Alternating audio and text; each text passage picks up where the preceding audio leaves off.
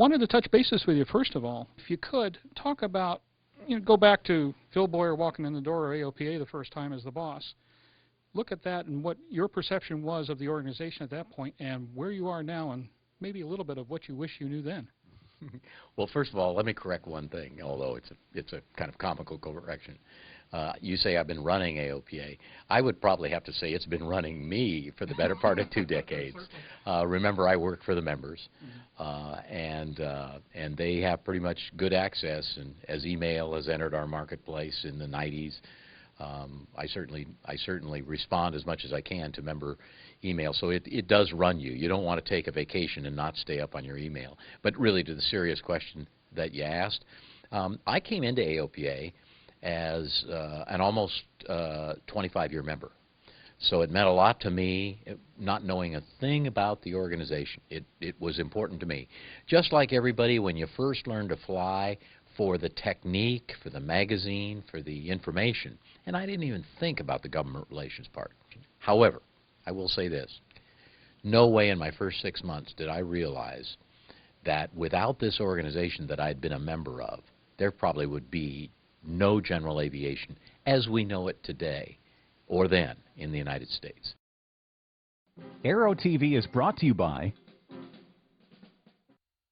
Cirrus aircraft have always been easy to fly. Now they're easier than ever to buy. A complete line of ownership programs gives you everything you need to purchase, trade, finance, lease, insure, and warranty your Cirrus. There's even an ownership program for non-pilots. The Cirrus Access Pilot can teach you how to fly or fly the plane for you. Find out more at www.cirrusdesign.com. Cirrus, for the love of flying.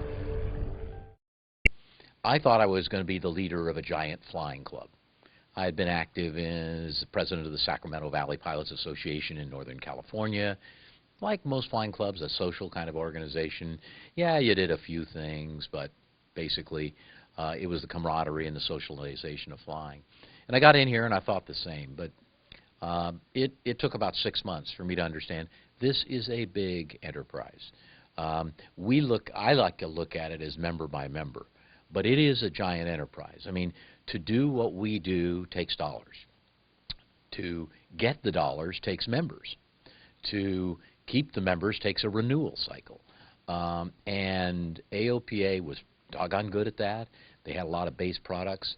I didn't see if we were going to maintain, and just as I joined, we were about 300,000 members. They'd hit the watermark in '89, and it was starting to slip down a little bit. I knew that if I was going to lead this thing for a couple decades, which was my hope, and I didn't screw it up, I would have to increase membership because I didn't want to increase dues if I could help it. So a member in 1990 paying $39, and we only have one membership, and we only have one dues structure. There are no add-ons. There's no nothing. I mean, other than if you want a special service like legal services plan or something else. So it's $39 a year. Not many can claim that from any association they're in. Today, in 2008, that membership is still $39. We've been able to do that by adding business units, by capitalizing on the business side of AOPA. And frankly, that was my background. All of us have to have another job to afford our airplanes. Aero-TV is brought to you by Today, there is an affordable, high-performance, easy-to-own and easy-to-operate very light jet designed with you in mind. Far less expensive than any other twin-engine jet to buy, it is also the least expensive to own and operate. It is the Eclipse 500, the jet that's easy to buy, easy to fly, and fun to own. The jet for you. So we capitalized on how do we increase the value of our magazine to advertisers, and we did that.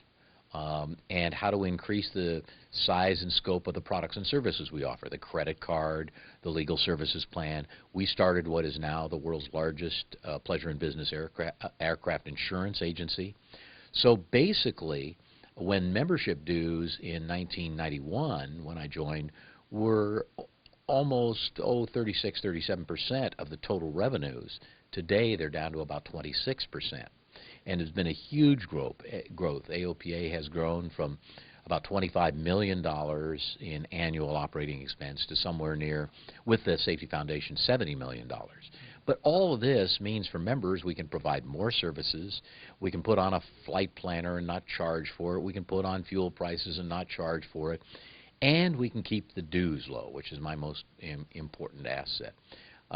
So that's kind of how we've progressed. And I know I'm not concentrating on all the wonderful things we've done, but this is, members have got to look at this, is they are a member or a customer of a business that without the business part, we won't exist. And it quickly took only about 6 months. I had a little woodshed session with the board even, in which this isn't a giant flying club.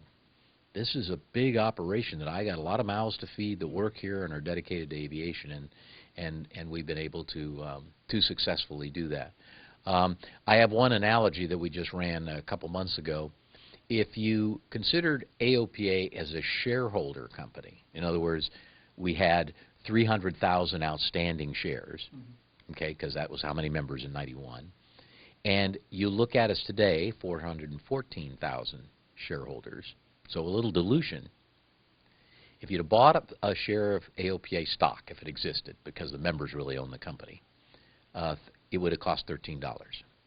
That stock you would have bought in 1991 today would be worth $235. So not a bad growth pattern. But all of that money, we're a not-for-profit, goes back into protecting information services, educational services for general aviation.